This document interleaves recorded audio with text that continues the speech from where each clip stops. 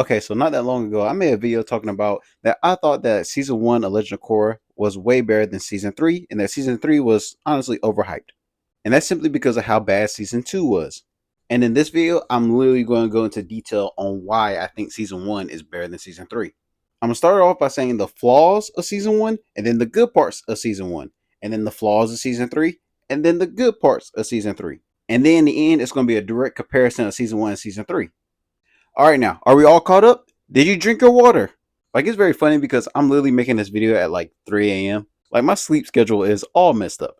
But it doesn't stop me from talking about Korra. So let's get to it. All right, boom. The first flaw that I know that y'all are going to say immediately is the Korra, Bolin, Mako, and Asami whole love square thing.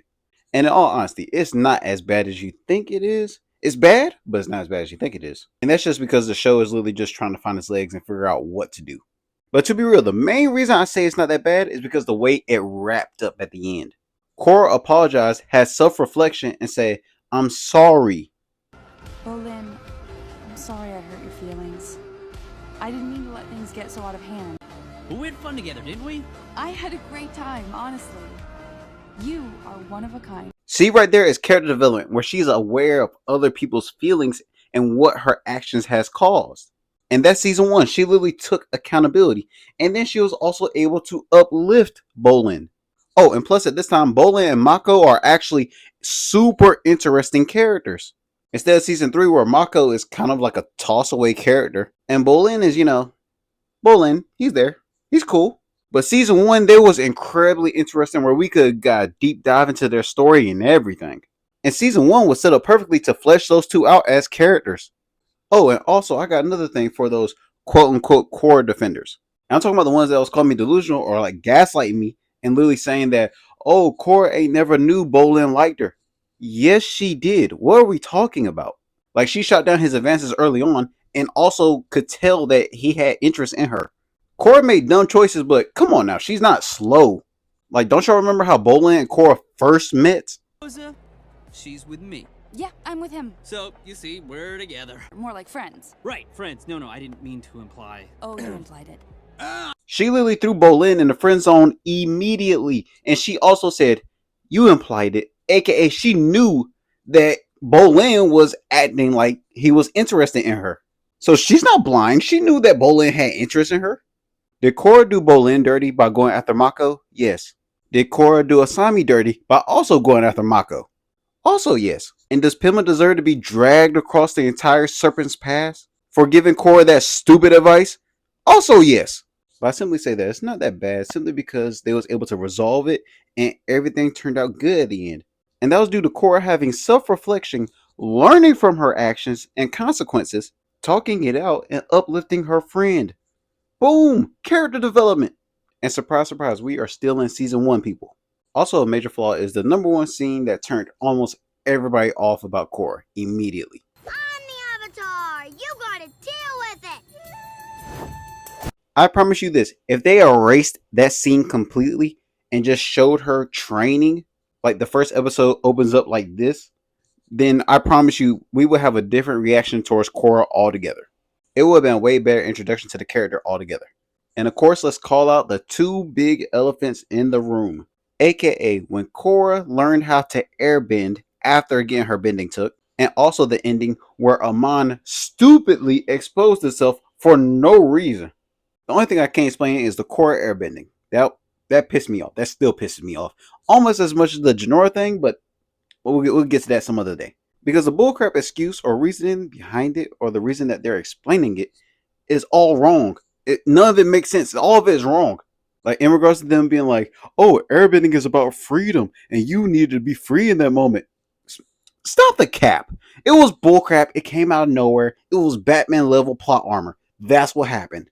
And I also seen some people make suggestions saying that, oh, he blocked off her chi points. Not all of them. Not the airbending one. But I'm like, yo, what are you talking about?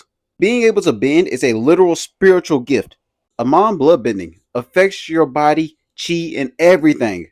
His bloodbending mixed with chi blocking literally blocks off her chakra points in regards to bending. And you expect people to believe in a desperate moment and she just punches out of it without going into the avatar state? That was BS plot armor. Amon should have won. Now, Amon being exposed, I didn't like it. It was incredibly stupid, but I understand. Because you can literally tell from the way that it was written, it was like kind of rushed. It was like rushing, and trying to wrap up the plot as if they only had season one and that was it. Amon was literally a solid enough character to last seasons because he had depth as a character, very intelligent, had charisma, and was extremely powerful. And on top of that, his goal and philosophy was probably the most sound out of the entire Avatar Korra series. All of Korra's other villains, goals, ideals, and philosophies, they don't make sense when you really think about it. Like, for instance, Amon's plan, aka his organization that's been going on for a while, the Equalists, philosophy was to give equal rights to non-benders and to take away benders' abilities so everybody has a level playing ground. Unalak, open up the giant spirit portals and let an evil demon possess you. How's that smart? Where he lost control completely. And there's a here who I made a whole video on how brain dead his plan was. Like, he got extremely lucky. His plan was to take out all the world leaders and plunge the world into chaos. Whatever. And his other plan was to get Korra into her avatar state and kill her. And he thinks that he will be able to handle a full power avatar. How that makes sense? The only one of Korra villains to have a plan that was close to making as much sense as Amon's was Kuvira, who wanted to reunite the Earth Kingdom after the Earth Queen died and there was a power vacuum. And she literally united her people, and on top of that, she had an army that was backing her, so that made the most sense. But for some reason, she felt like, I need a giant robot, and I am the big bad evil villain now. I just want to destroy things and citizens for no reason. And then she wanted to give a sad boohoo story at the end, being like, no one understands me. How could you possibly? At least Amon's plan made sense. He stood on business and had power, resource, and support to do so. And those are literally the only major problems or faults that people had with season one. The love triangle, Korra not having character development, Amon stupidly exposing himself, and Korra doing that stupid airbending crap out of nowhere that nobody saw coming. But let's talk about the great parts about season one that people tend to just overlook. First things first, other than Korra, every other character in Legend of Korra had a pretty darn good introduction. They was able to merge seamlessly into the story. Korra was the only one that kind of had a rough landing. The way Bola and Mako was introduced, they was literally oozing with personality. Even though Mako was doing the whole standoffish Sasuke type treatment, he still was bursting with personality. They both seemed like really intriguing characters. The way that they introduced Tenzin was also incredibly seamless.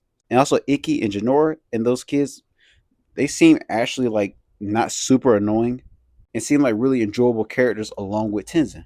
Like, I could even excuse Korra being like the angsty kid, showing temper issues, and being super arrogant. I could look over all that, to be honest. Because we gotta remember, it's season one, it's an introduction. She haven't witnessed nothing in life. Like, imagine this, at the age of 4, you're at a compound where everybody is hyping your head up constantly. And they're constantly calling you the chosen one. And then they're like, oh, we can't beat you in a fight. And they're acting like you're the best fighter ever. And you're literally overpowering everybody because genetically you're the avatar, so you're automatically stronger than everybody just by being the avatar. So yes, of course she's going to have an attitude problem. Of course she's going to be arrogant. That's understandable. Typically, that's what water avatars are, like Karuk. He was cocky, arrogant, and was very show-offy and go with the flow in regards to his power and strength. But her getting a reality check in Republic City was absolutely underrated. It's great. Korra's behavior makes complete sense, especially if you know how she was brought up, which we saw. Everybody acting scared to talk back to her, scared to turn her down. They treating her like a spoiled brat. She usually gets what she wants one way or another. She never had a reality check before, and everybody is constantly glazing her and say, you're the avatar, you're so powerful, you're this, that, and the third.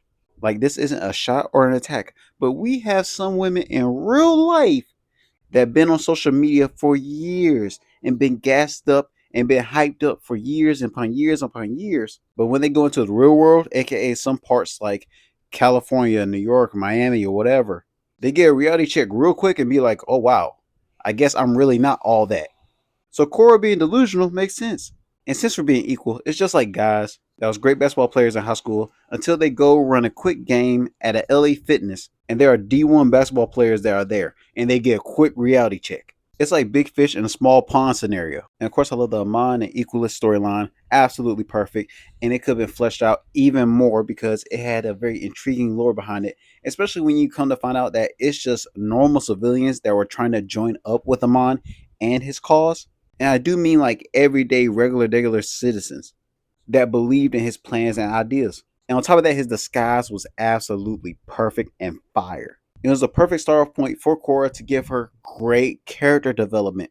Because her biggest thing, season 1, episode 1, what did she say? I'm the Avatar. You gotta deal with it. And Amon gave her the quickest reality check of all time. Because she was also arrogant, brash, and also thought she was more powerful than everybody else. But Amon literally got her, told her to her face, and literally woke her up and said, "Wake up. Who do you think you are, and whose city do you think you stepped in? You're just a child playing pretend in the grown-up's world." And he psychologically and physically humbled her. And with Amon doing that, it made Korra fearful and made her think before she act on impulse. And she would have to be more strategic in regards to taking down these particular type of enemies, because she never had ever dealt with stuff or been in that situation before. And she had to think of plans like go undercover in order to learn more about the Equalist rallies or the Equalists as a whole, their organization, what they're about, all that stuff. Korra was extremely intelligent and also very cautious. When she calmed down and think for a moment after getting humbled immediately by Amon.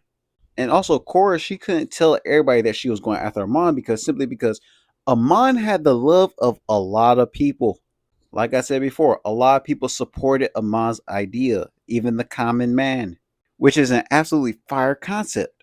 Korra had multiple stages of character development and learning situations in season 1 that people just tend to just overlook, especially as a startup. That's why I think that season 1 is the best season and is better than season 3.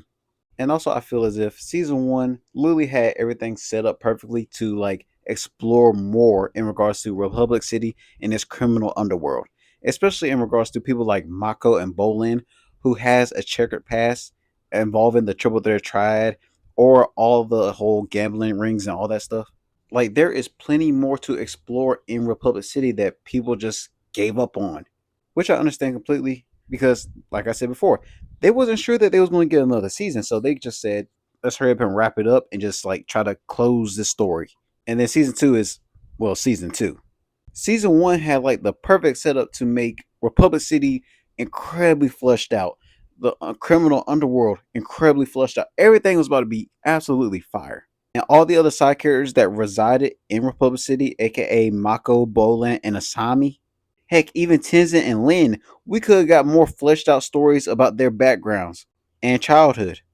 But real quick, let's talk about season 3. And to start things off with its flaws, the Red Lotus. The Red Lotus, when you really think about it, are not threatening in the slightest.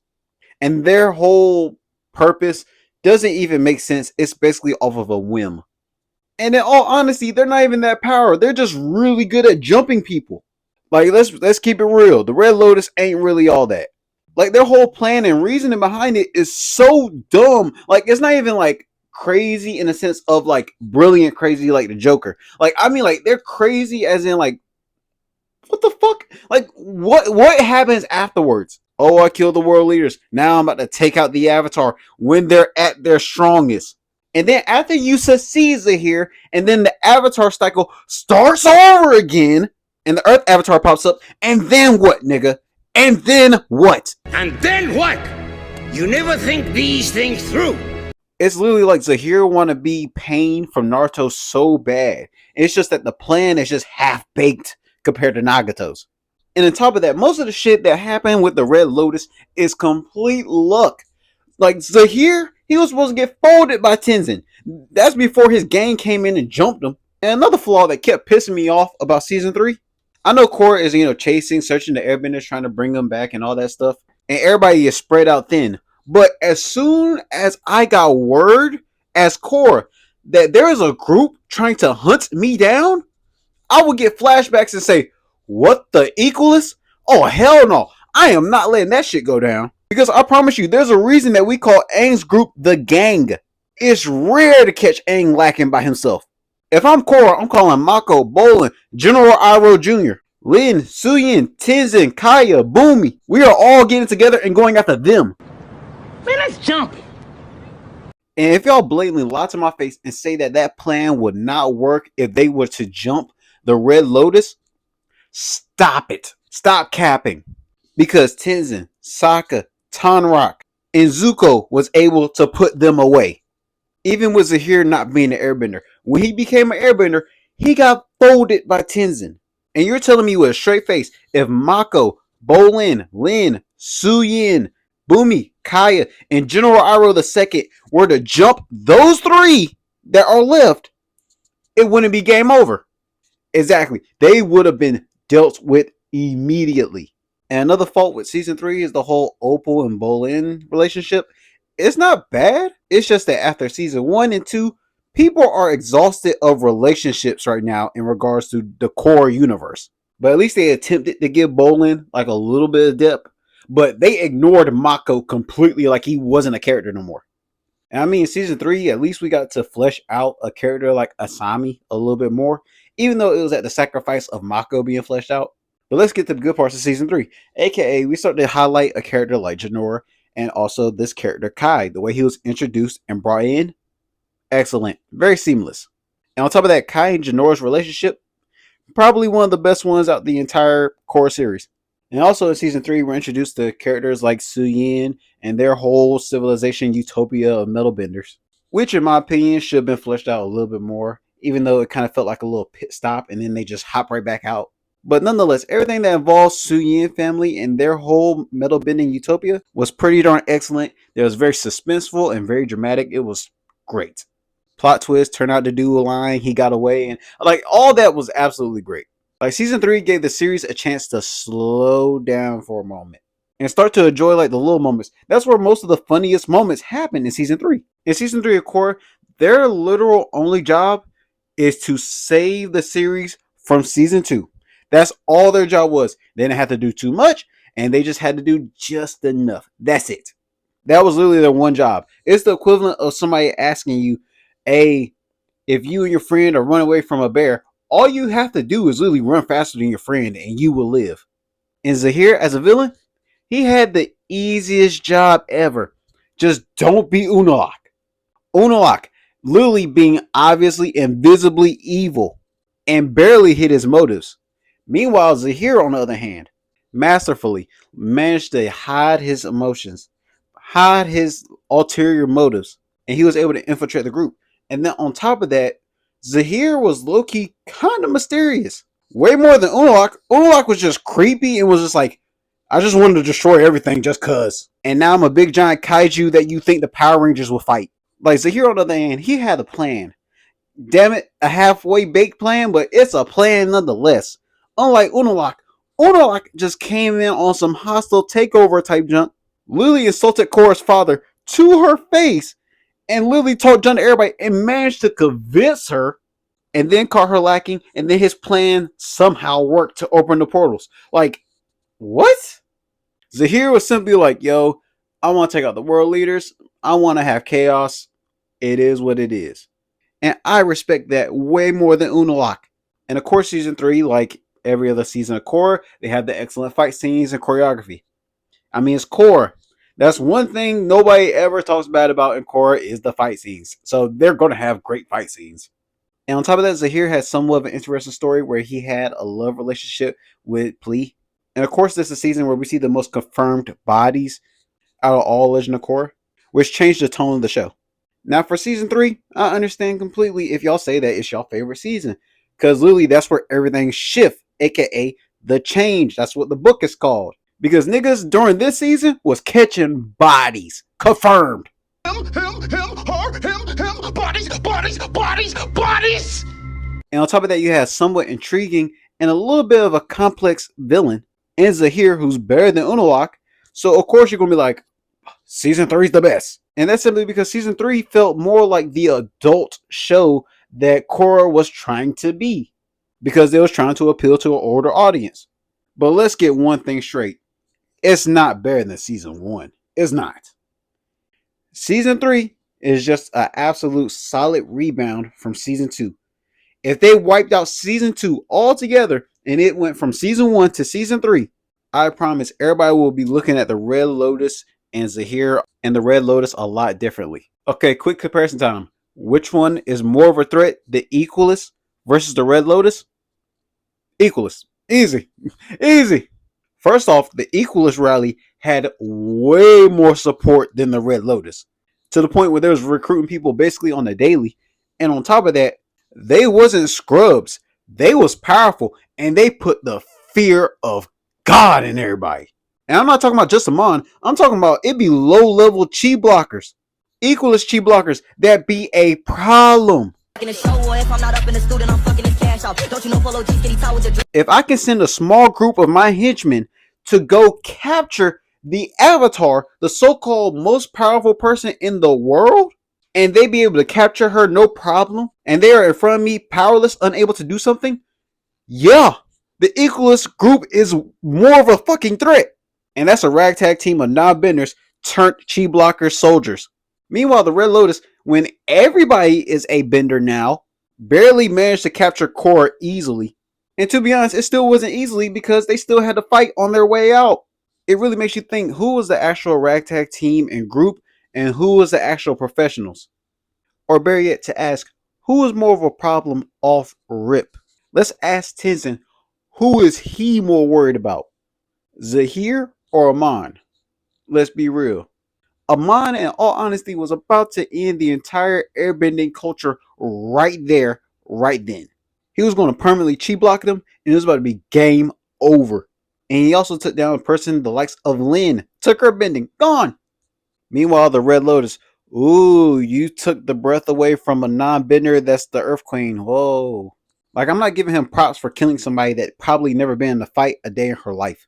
I mean, like, come on, we have to be honest here. All because Zahir has a little complex backstory. And even from a backstory perspective, Amon has a better backstory than Zahir. He's more interesting. And to be honest, we're still left with a lot of questions that we wanted to know more about Amon. And still, Amon and Yakon is literally Korra's most powerful villains. And I don't count Unlock because when you merge with a freaking spirit demon, that don't count. So that's why I'm saying season 1 is much better than season 3. It had way more potential. It set up everything perfectly. It's just that season 2 was so absolutely horrendous that season 3 didn't have to do much to improve the series by tenfold. And when people try to make a discussion saying that, oh, Zahir was right about blah, blah, blah. No. His plan was half-baked, and he got super lucky to make it that far. Amon's plan, on the other hand, it made more sense as the series went on. Because turns out humans not bending elements is the original way of things. They're originally supposed to be non-benders. And non-benders were getting treated unfairly. In regards to Amon, he had power, resource, and tons of support and people that were willing to follow him. Because his plan was absolutely sound. And his ideals and beliefs actually seemed true, and his conviction was solid. When he said that he was going to do something, you believed him. And it will be quick, efficient, and it will be under the rug where you won't even know it just happened. Meanwhile, Zahir and them, they will sloppily bounce all over the place, fall over each other, and cause so much destruction trying to do one thing. And that's a big if they manage to accomplish just that. Amon was an all-around better villain than Zahir. Zahir was an okay villain. And then right under Zahir goes Kavira, and then right under Kavira, that's where Unalak goes. So I do have multiple reasons why season 1 was better than season 3. Hello, Zuko here. And if you like that video, make sure you like, comment, and subscribe. And also let me know what you think the next video should be based off of. Because like I say at the end of all my videos, I read every comment and I make sure that y'all are heard. Because I'm trying to get to 50K by the end of the year, I would love to have your support and hear more about your ideas. I hope you're able to apply these words in your everyday life. And Lily, thanks for watching. Oh, and a reminder, drink water. Perfection and power are overrated. I think you are very wise to choose happiness and love.